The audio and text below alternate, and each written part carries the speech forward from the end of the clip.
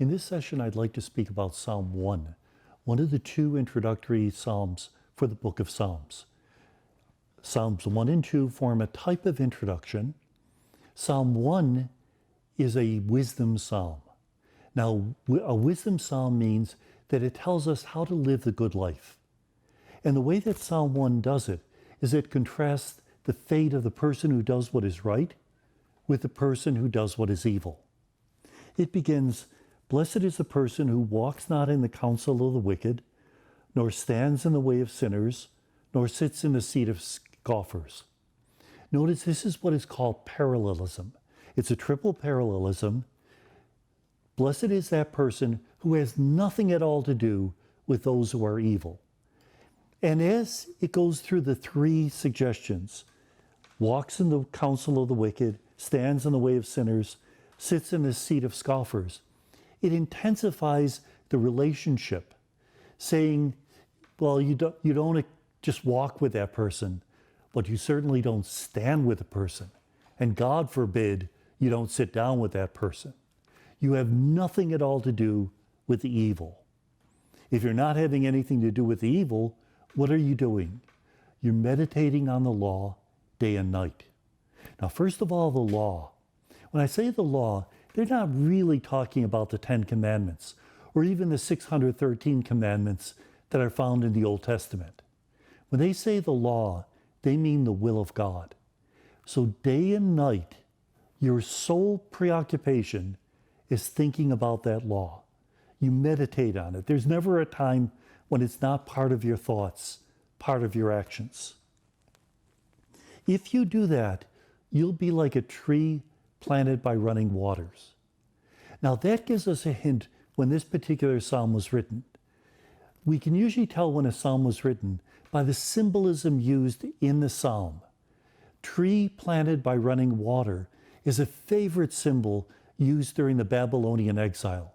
In fact, we certainly see it in the prophecies of Jeremiah the prophet. What is the message? Israel was a very dry land. If your tree is in the middle of the field, it doesn't have any source of water during the dry season, so it loses its leaves. It looks as if it's half dead. But if it's planted by a stream, or even by a wadi, which is a seasonal stream, it can put deep roots into the ground and get moisture, so its leaves never fade like those trees in the field. If you live the law of the Lord, if it's before your mind and your heart day and night, then you will prosper.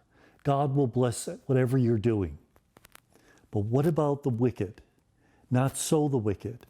They're like chaff that the wind drives away. Now, we live in a very modern society.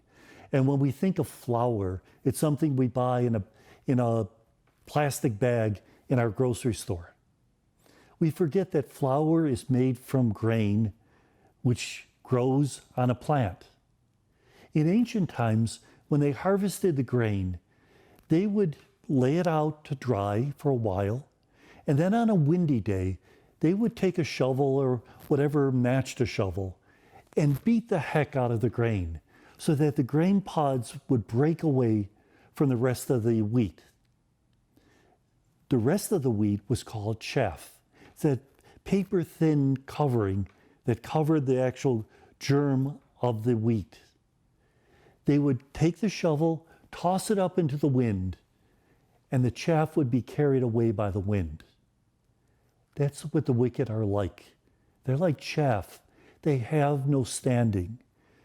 That when difficult times come, they'll vanish like a dream, vanish like smoke, be carried away like chaff. Now that takes a lot of faith to say that, and even more faith to believe it. We have to remember what St. Augustine said when he was asked, does evil exist?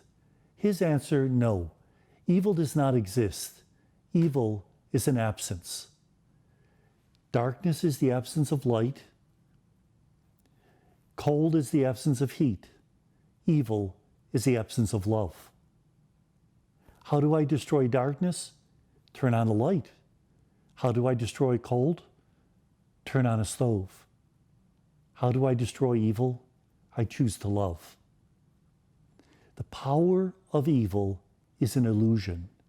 It has no standing. When the wind comes, it'll be driven away. Therefore, the wicked, they have no standing at the time of judgment. When judgment comes, their riches, their power, their control over others will vanish like chaff that the wind drives away. But the righteous will stand, because God will reward those who live his law, who live his love.